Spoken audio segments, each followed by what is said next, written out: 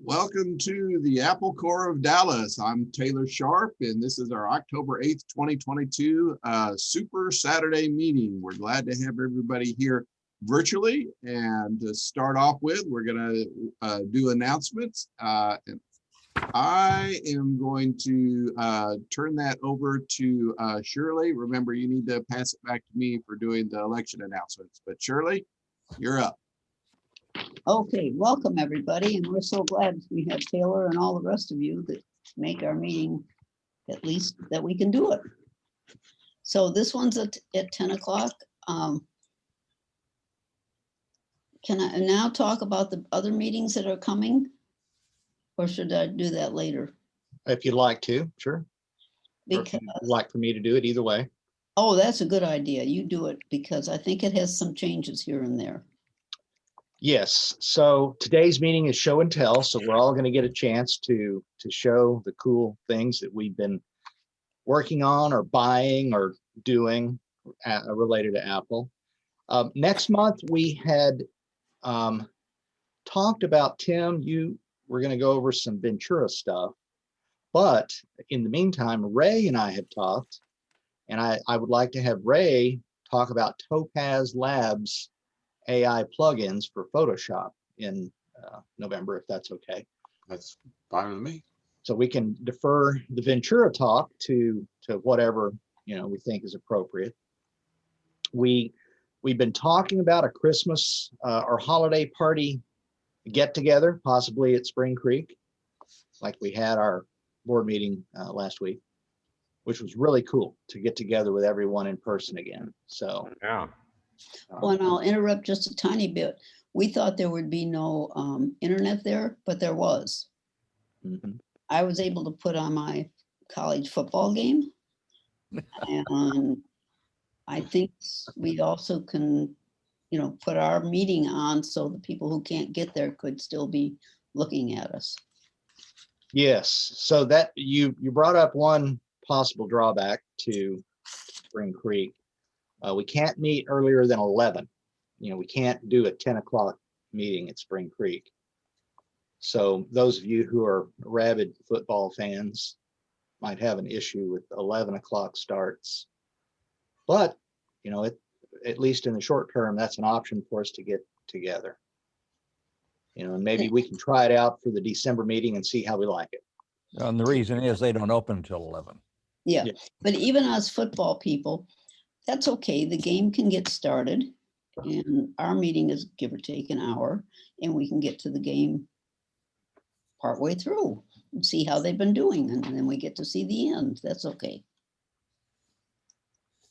Says me who watches my Michigan game who starts at 11 o'clock. You're right. So I think that's the plan.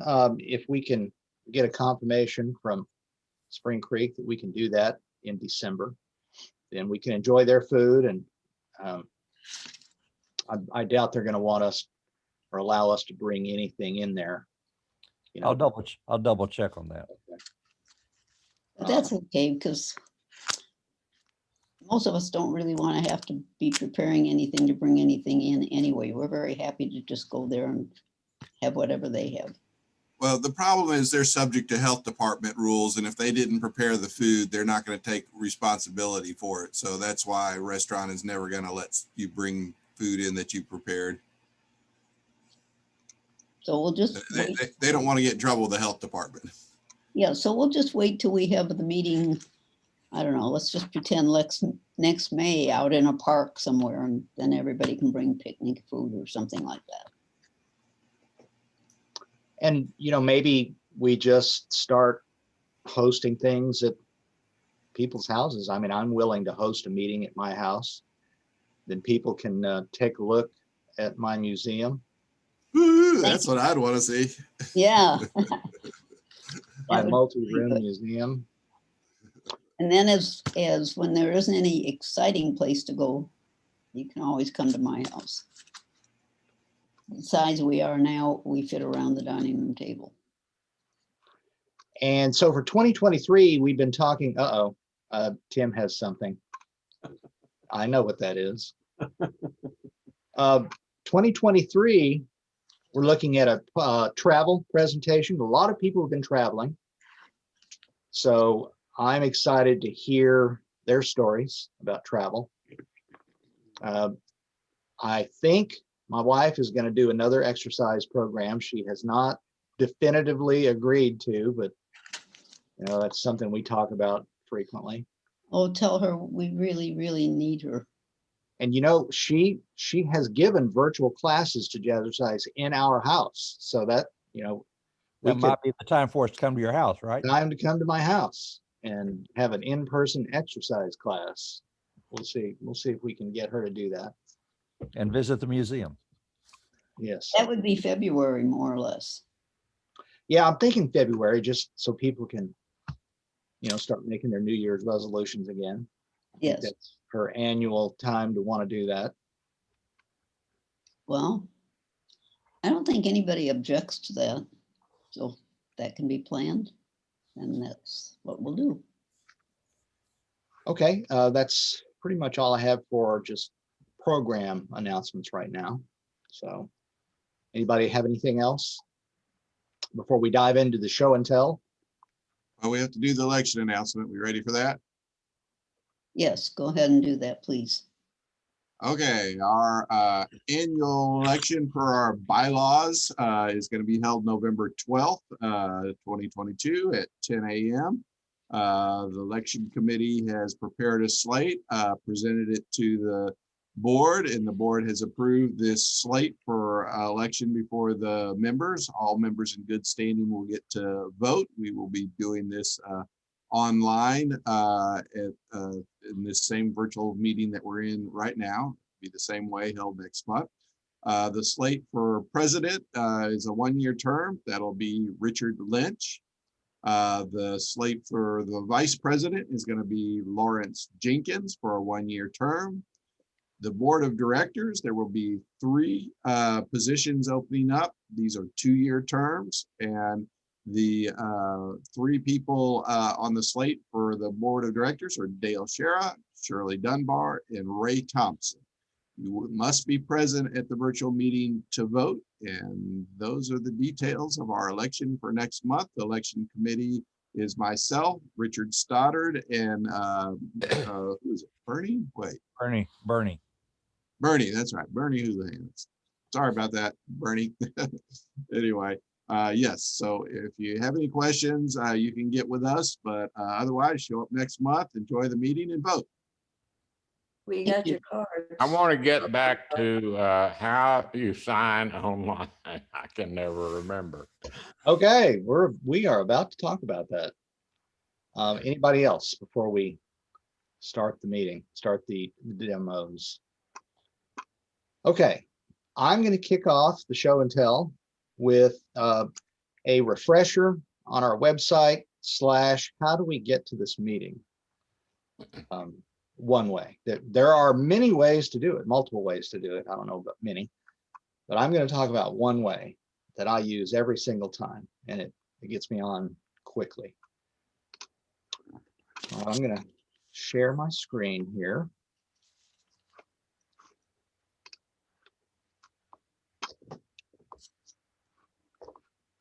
And we're going to go to our website first. And this is a refresher. Everybody knows how to do this, but it's good to just take a look at everything again and get re-familiar with what we have for our website. acd.us. So that's what you go to get to our webpage. And I built this webpage using blocks. We've had a presentation on blocks in the past. It's a great webpage builder for novices like me.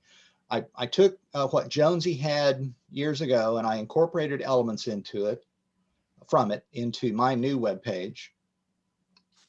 And it is composed of several parts. As you scroll down, the first thing you'll see is next month's announcement. So I try to put a graphic of some kind and a description of what the meeting is going to be. So if you ever have a question on what we're going to do, now I'll apologize, I don't update this as quickly as I should. Sometimes not until the week or even the day before the meeting. So I apologize for that. But theoretically, this is where you would go to see what's coming up. And right below that, there's a big red button, join the meeting. So that is your key right there. When you hit that button, if you don't have Ring Central already installed on your computer, it's going to ask you, do you want to install this or you want to allow downloads? Yes, if you don't have it. Or it's going to ask you, do you want to join the meeting? Yes. So you click that that button, and it brings up a little dialogue that says join with audio, launch with audio. Click that, and it brings you in. And you have to remember, once you've joined with audio, you still have to roll your mouse down to the bottom and start the video. So there are 2 steps to getting the meeting going. You launch with this button, and then you start your video. Since I'm already joined, I'm kind of reluctant to hit that button, but does anyone have any questions about that? Do you want me to try to demonstrate that right here?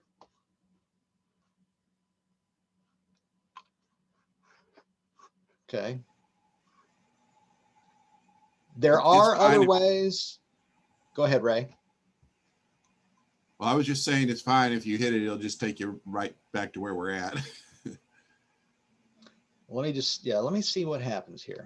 If I hit that button, okay, so it says, do you want to allow? Yes. So you hit allow.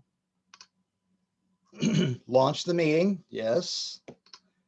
And when you launch the meeting, since we're already launched, it looks like it's not really going to do anything different. But that's where it would give you the little dialogue that says launch with audio. And then right below that, you can see it says, if you don't have it installed, you can click this little button that says download now. By now, everyone should have this, or you wouldn't be here. So you don't have to do that. But that is the easy way. You just hit the join the meeting button on the web page. All right, right below that, we have a recorded presentations page. So what I've done here is I've just gone and I've collected all the things that I can from Taylor's YouTube videos, and I've organized them in a way starting from most recent at the top all the way to what I have from him back in 1986. So the last 2 things that Taylor sent me were a couple of old presentations by Bill Atkinson and Alan Kay, which were very cool to watch. And it's going to focus on mainly things from the last couple of years, that I've had this web page going. So you can go back and rewatch all of our recent presentations. And then I'll typically wait to update this until I've got 2 or 3 ready to go, and then I add a new column above. So to get back to the main page, you just click the link, the Apple Core link at the very top of all the pages and subpages on this website. You can always go back to the top, click that link, and it'll take you to the main page. To the left of that main link, there's a click for feedback form link, and that takes you to Taylor's database page, where there's a way that you can send feedback to us on whatever you might have in mind. So that's a hot link. And then continuing to scroll down, we've got a section here that's just interesting info, general meeting info. Once we've settled on a fairly stable location for in-person meetings, I'll update this. That little part tends to not change very much over time. I did change it to incorporate Lawrence's recent talk on Synology and Luma Fusion. And then there's the About Us, and this has the old not that old. Coffee Friends and Apple logo. And an even older, boy, look at this. This was back, gosh, was this the 20th anniversary? Or the 400th meeting or something? Not the 20th, the 40th, not sure. Back when I used to bring all my gear to our Christmas meetings. Beardless. And then we have Ray's great video on the historical origins of the Apple Core. Must watch. And then just scrolling on down, more things that I brought over from Jonesy's version, the why join and the yearly membership. So to join or to renew, you can click on these links and actually make your payments to Taylor. And there you have it. So that's our, hopefully, our easier to use website with method to join meeting.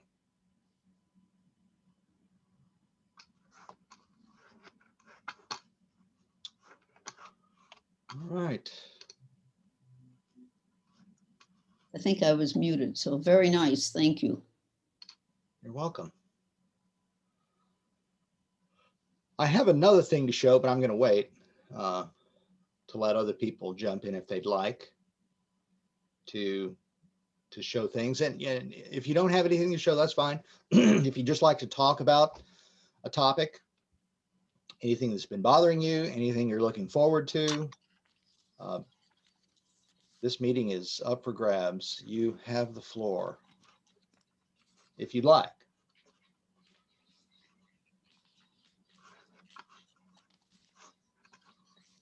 I'd like to hear from anyone, everyone, that if they have taken any interest in the two old videos that somebody recovered, I guess Taylor and Andy. They are truly historic. They're long, but I just, now Alan Kay went on and on and on for an hour and a half, but my goodness, the things he talked about are so up to date.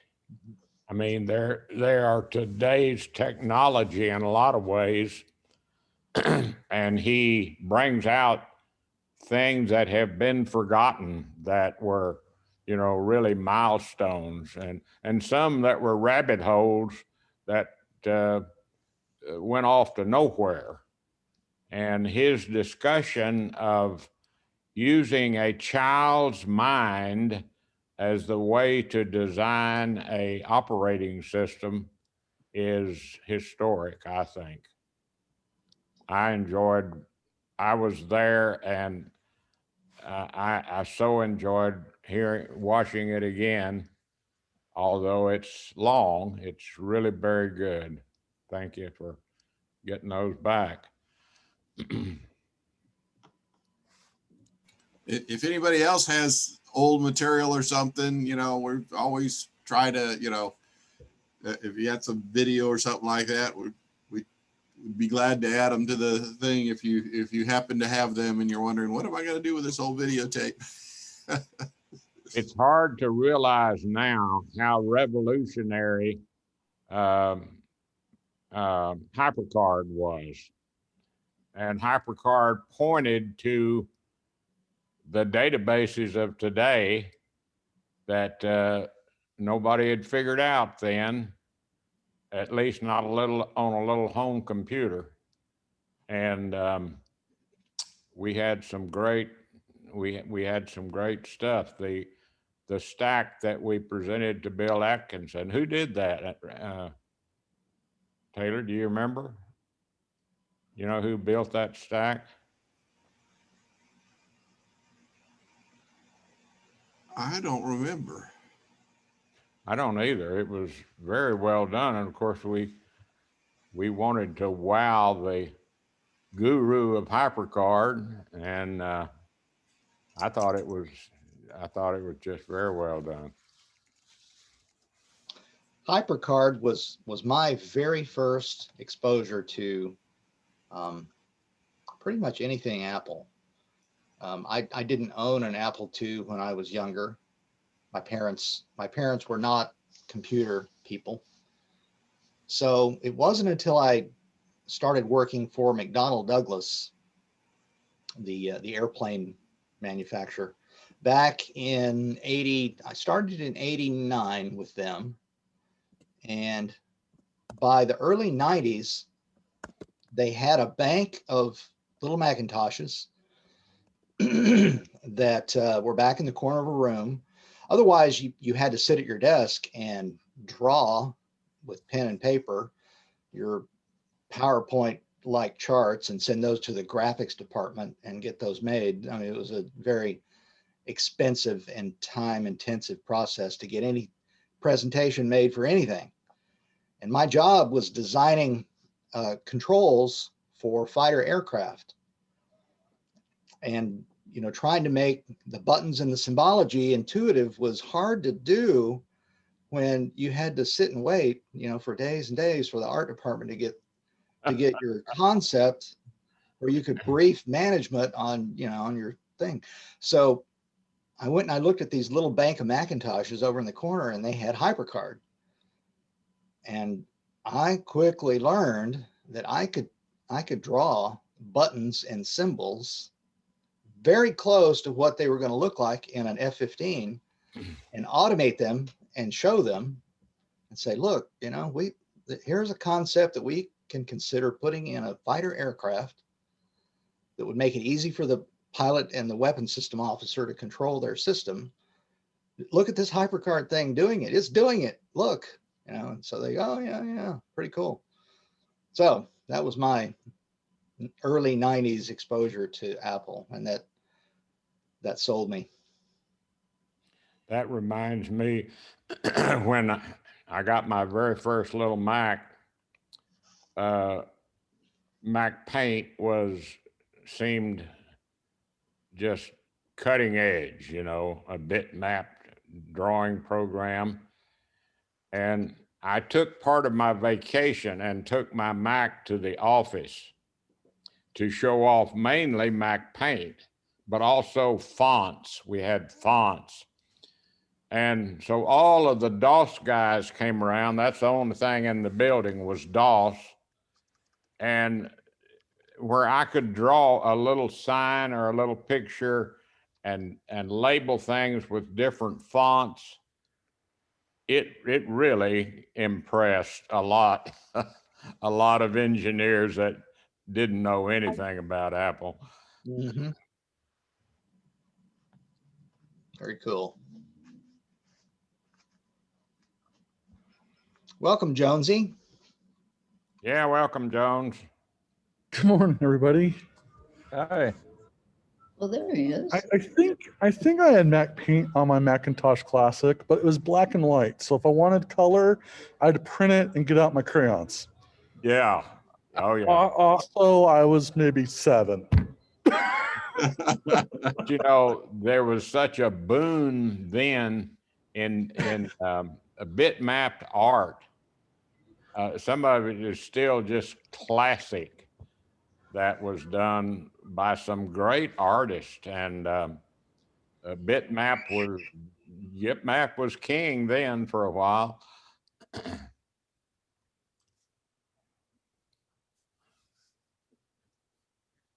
Reminds me of doing ASCII art.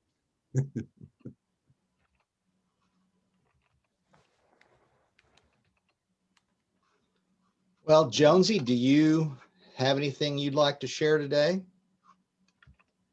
This is our funny about that.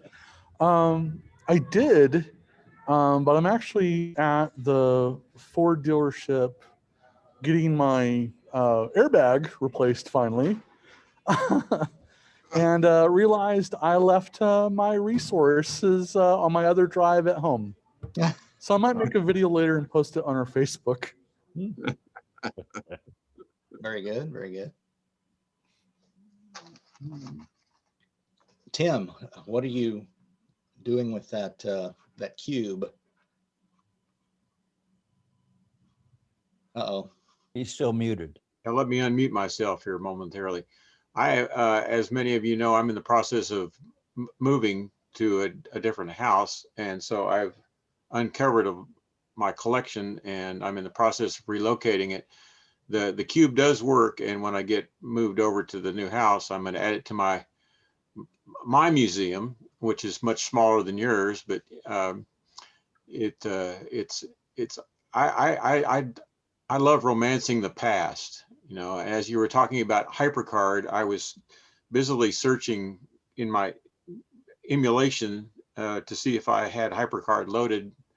I can actually run OS 9 on my M1 Mac, and I was looking to see if I had HyperCard, which I don't have, but I was going to try to download it while everyone was talking, just to kind of show you that you could still run HyperCard if you really wanted to on a new M1 Mac. But yeah, as far as the cube goes, yeah, I plan on setting all those Macs up and having them operational when I get moved into my new office, which actually will be my old bedroom where I used to live. We bought my mother's house after she passed away, so I'm moving back. And my office is going to be in my old upstairs bedroom, which is going to give me significantly more space. So that hopefully that'll allow me to create a similar museum to Richard's. So. To fill your space. Yeah. Yes. You know, I did want to ask a question since I'm on the air now with you, Richard. We had talked about a database for the old applegrams, the old printed applegrams. Is that something that's available out there? I've still got the big plastic bucket of applegrams that Ray gave me. I have not taken any steps to digitize any of those, but I know that there are some that have been digitized. We have digitized some in the database. We just didn't get all that far on it. All the electronic ones are in there too. We were looking for some breakthrough in scanning technology because otherwise we couldn't recruit enough volunteers to do that much scanning. It's a lot of scanning.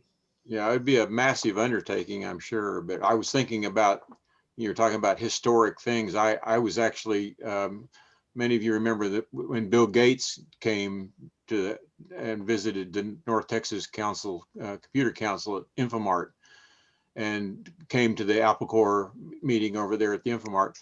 And I was elected as the official photographer. So I have many images taken during that meeting and of our meeting with Bill Gates, and those are images that I can scan and share with everybody if those are interested in seeing our encounter and meeting of Bill Gates. And when we presented him with I think it was either a hat or some boots, one or the other, I can't remember, or both. I can't remember what we actually gave him as a gift for his visit.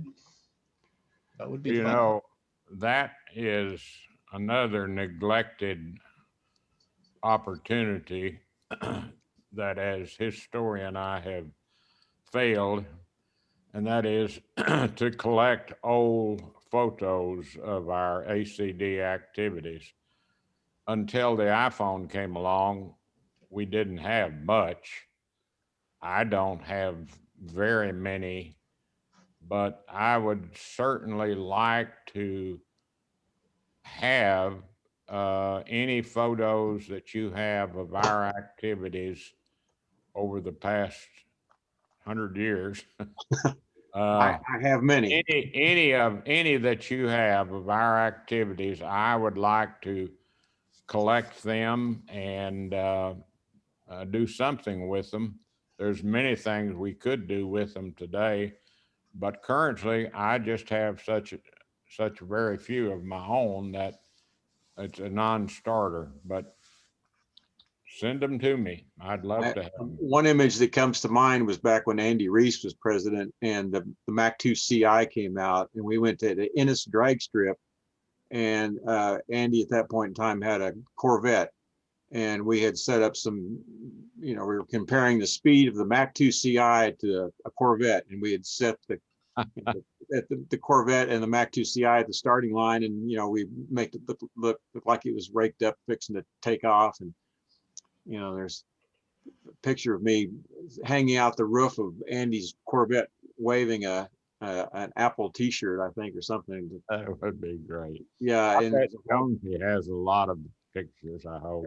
yeah, there's a whole article of I don't know if y'all remember Scott Halsey. He was very active in the user group years ago, and used to have several SIGs and beginner SIGs and so forth and so on. And the three of us went and set that up and photographed it. But yes, I have lots of images of the different anniversaries, a lot of the different people that came. All of a sudden the names escape me, but yeah, some of the gosh, the guy that rode Fourth Dimension, what's his name? Guy Kawasaki, when he came to our, Guy Kawasaki. Yeah.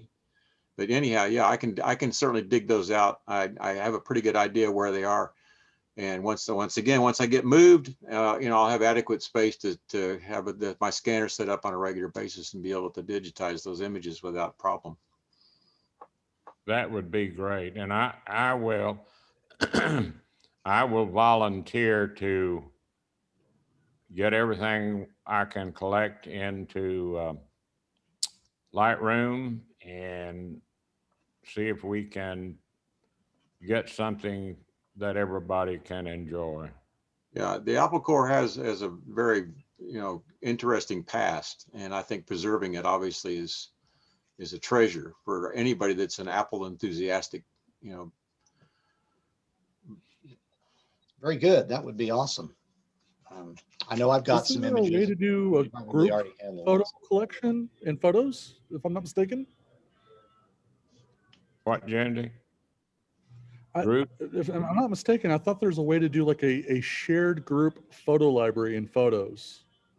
I thought. Yeah, you can. Yeah. Yeah. Yeah. Yeah. I don't know that I have. I may have. Let's see what I've got right now. I don't think I have. I need to let somebody else talk. Let me look around here. I'm going to mute myself here and let somebody else. Okay. I do have one more thing to show. So if anybody else has anything, now's your chance.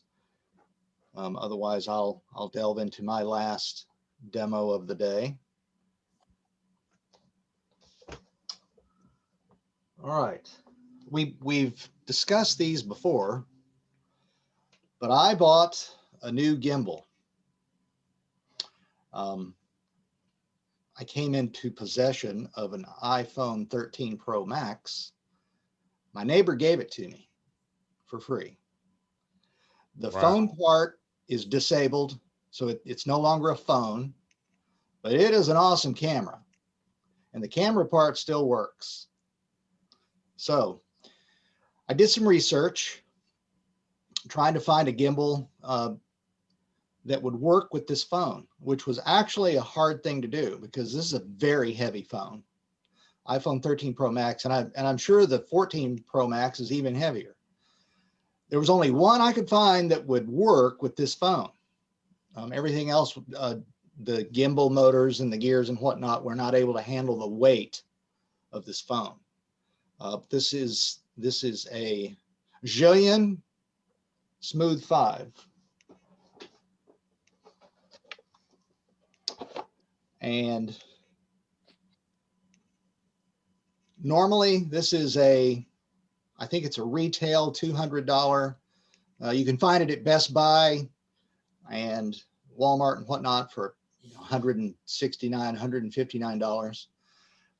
I got lucky and found it at Walmart one day for $119. So I jumped on that real fast and got it. And it's really amazing what this thing does as far as just physically stabilizing the phone. I took it on a trip to Minnesota recently and went on a bike ride where I rode over numerous cracks and potholes, and I was filming us, and you can't see any of that.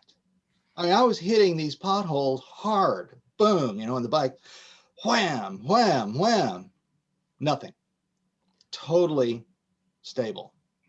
I couldn't believe it. Now, Tim was right. Tim said, you know, the phones do come with stabilization software of their own and that. So I'm sure it's a combination. It was a combination of that software and, you know, my hand, my elbow and arm kind of being a shock absorber a little bit, right?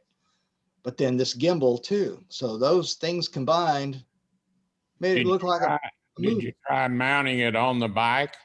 No, I didn't try that. That would be a good test the next time I do this to see how it can handle that. Did not try that. My son in China has been using a GoPro that he wears on his head, and it certainly helps. But there's no mechanical stabilization like you've got there. Mm-hmm. It's a little finicky to set up.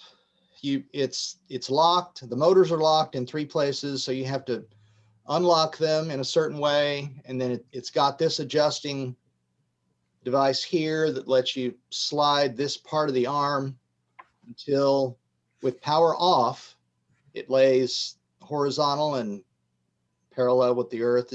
So I mean, it takes several minutes to get this thing set up, but once it's fairly level and parallel, and you turn the power on. So let me Spell the name, please, again, Richard. okay. ZHI, and I'll share a screen here with you. ZHIYUN.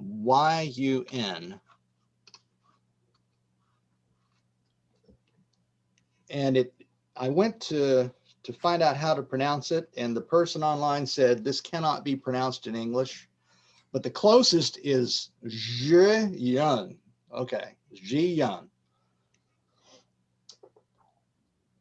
Let's see. So what you're looking at now is the Apple Store, and these are some of the apps. The main app that comes with this gimbal is called ZY Cami.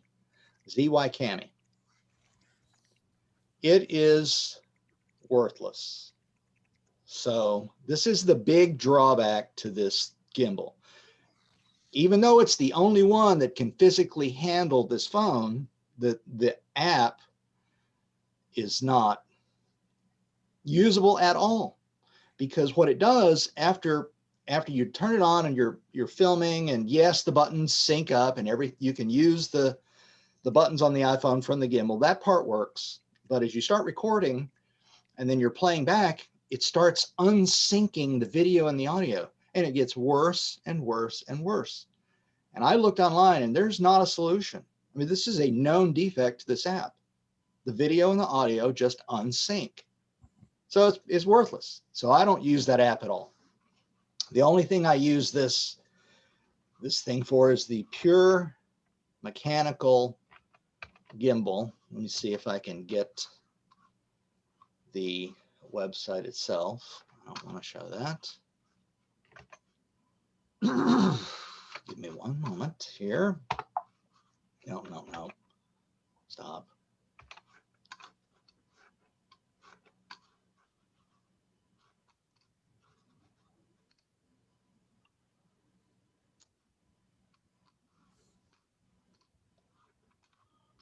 Hold on. I'm going to bring up a web page that's got just a few things you can take a look at.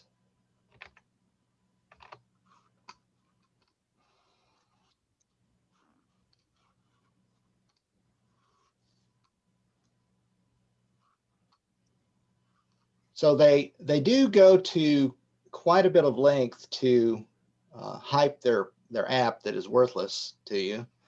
So I'm dinging them on that. But talks about the 3-axis gimbal. And, you know, for $119, the deal that I got, that's worth it, just to get a nice, extremely stable, you know, heavyweight 3-axis gimbal For me, that's worth it. The buttons, there you can see it. Here's the person making a movie with it. And, you know, as your hand moves, the motors of the gimbal keep up with it and all of that, which works like a charm. It attaches to the phone with a spring clamp on each side, and the edge of the phone away from the camera butts up against one of the motors to stabilize it, and that's all fine. And you can carry this thing around. Now, I will say that after a pretty long bike ride filming, my arm was getting tired holding it. So I had to kind of rest the weight of it while I was riding for a while. And notice this person has two hands. I did sometimes use two hands, but riding the bike, you got to use one hand. One hand was fine. It just is a little bit weighty. Can you trigger the phone from the handle? Some of it, yes. So I was not using the app once I figured out that the video and the audio was unsyncing. So I turned the app off. Without the app, you can still move the gimbals up and down with this little control. You can see my mouse is over this to the lower left joystick kind of thing. So you can make it go up and down. This wheel is supposed to do zooming. That does not work without the app. So the wheel is useless. The modes do work. You can go to various modes where it focuses on different elements. There's even a cinematic mode, which the iPhone has, of course, and it will go into the cinematic mode. But you are limited in what you can do without that app. That's the problem. I mean, it's all available with the app, but I can't stand the unsyncing of the video. You think they'll get that fixed? I've seen nothing to suggest that. I mean, it seems like everybody just knows this is a problem, and that's what it is. I don't know. I would hope maybe someday. I bought 2 or 3, I wouldn't call them gimbals, but just holders for the iPhone. The older I get, the harder it is for me to hold, even for still photos, really well. Thank goodness for high shutter speeds, but that might be overkill, but I wonder how it would work if you were just walking around shooting still photos, but using a handle instead of gripping the iPhone. That's what I was trying to come up with. And it has a Bluetooth to trip the shutter, which doesn't always work. This one does that as well. If you watch this film clip, this girl is about to use a trigger right there. Did you see her with the trigger? Yeah. There's a trigger button, and that trips the shutter either in photos or in videos. Yeah. Let me back up. That's not right. There's a button on the front that does that. It's that red button. You might see it in one of these. The trigger that girl is hitting changes the direction of the camera. That's right.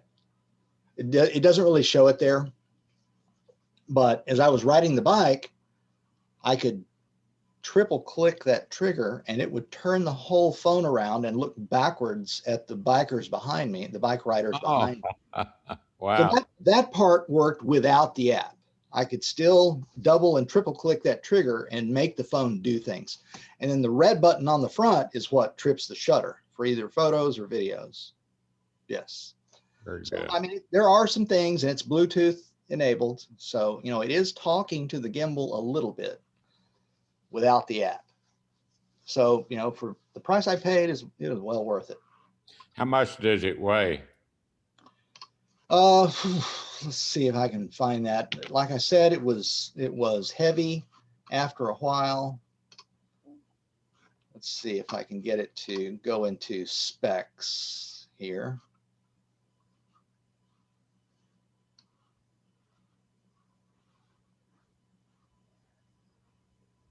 Product size, product weight. 615 grams. Okay. I don't have grams to ounces memorized. So whatever that is, if somebody About wants, 22 ounces. say again. About 22 ounces. Okay.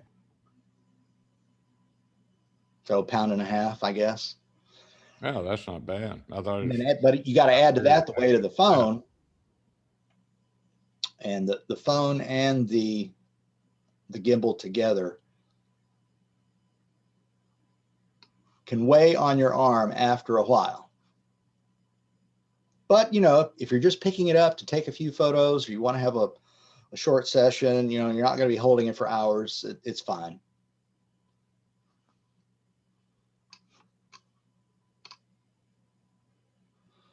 All right, so that is my new gimbal. interesting.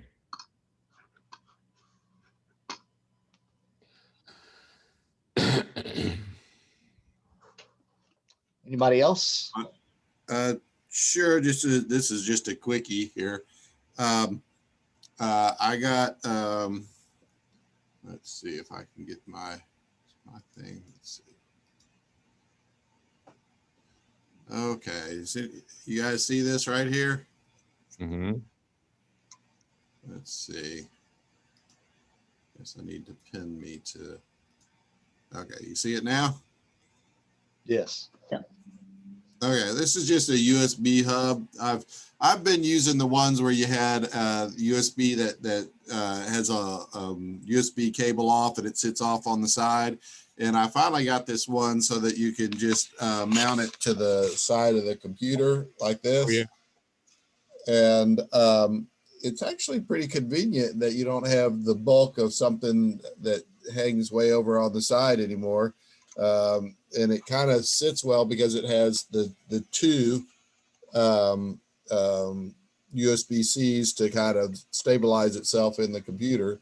So anyway, I just started using that this last week and think I like that better than the old one that I had that was dongled off on the side. Seems to take up less room and work pretty well. So anyway, it's like $45 or something. Wasn't too expensive. So Very good. The Today Show has a segment in which they sell things. And a couple of months ago, they had something about a camera. This one here, can you see it? Yes. It's a GoPro ripoff. And it comes with a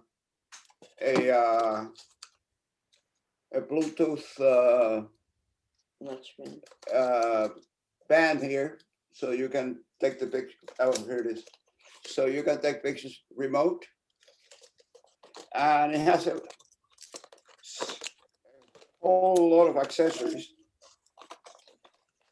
to mount this thing in different places. I mean, I'm not going to take them out. Just it's a whole bunch of accessories there. So I downloaded the thing, the app, that came with the thing, and the password was 1, 2, 3, 4, 5, 6, 8, 9, and 0. At which point I decided that I ain't doing this. So I have not used the camera because I couldn't find a way of changing the password. And so they have an app. You go to the app in the App Store. Oh, this is the codes there. You can see one for Android and the other one for Apple. And it has a big sign that says, "We do not share this information." okay, but maybe they give it to the Chinese government. So I decided that no. So I have this thing here, which is nice. It looks nice, but I taken some pictures with it, but by pressing the button here, and it's supposed to be 4K video, but as I said, no thanks. So I have it there, just looking at it. I don't use it. What's the And name of it? by the way, the instructions came in English Chinese, which means that there's absolutely no way you can decipher what it says there. I mean, the English words, they string one nicely along the other one. I think that this was done with a dictionary, word per word. So it makes no sense. And it's about this long, the instructions. So it's not heavy enough to be used as a paperweight. So it's just there. Jose, So- is there a website? I'd love to look at it. I'm My sorry, son lives in China. A website. do they have a website? I'm sorry, I don't think I understand what you're telling me. Do they have a website? Look on the bottom. I didn't look at it, but anyway, it's called Extreme Pro. Can you see it? Oh, yeah. Okay. Okay. So I don't know whether I have a website, but anything to do with this thing, I don't trust. So maybe I'm being paranoid, but sometimes somebody's after you anyway. Yeah, you might be right. There might be a way to So- get into your stuff. Yeah. Oh yeah. And the price was something like $74 or something like that, which the regular the regular camera, Camera phone. the GoPro, I think it's about $300-400, depends on which model you get. Yeah. So I suppose that this is something you may say that you get what you pay for. In which case it's nothing. So that's my experience with this thing.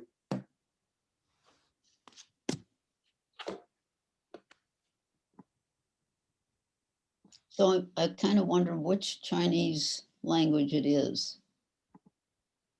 Oh, So I have a no idea. friend who was born in Hong Kong, and whatever her Chinese is, it's not the Chinese they speak way in the interior mainland. No, Mandarin, I think, is the official language, I believe.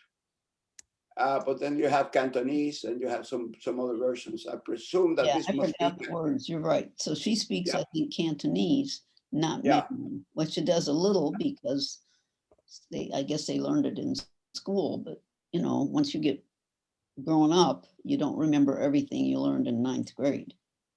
Maybe this one is rip-off ease. I'm going to ask her about it. She has a Yeah. brother that's really good about these things. Yeah, but I mean, if it's bad translation to say the least. So It's interesting. anyway, Thanks. yeah. It's fun to hear about different things that I wouldn't normally hear about. Okay, so it's a little bit after 8. We're getting close to our hour-long meeting. So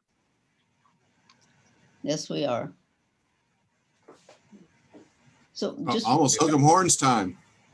just refresh what next month's meeting is and where. it's the elections.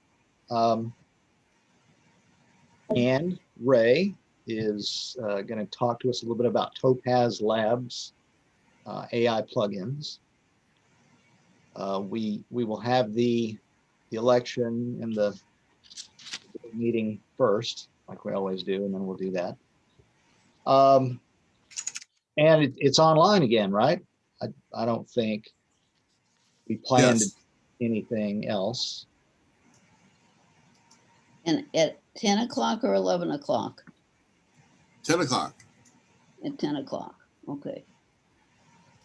I just have a hard time keeping track of all these details. Okay, so it's kind of like today. Mm-hmm. That's good. So we hope we can get a handful more people to show up. I have a feeling that it was a little confusing for some of us between the 11 and the 10 and trying to meet in person and not and stuff like that.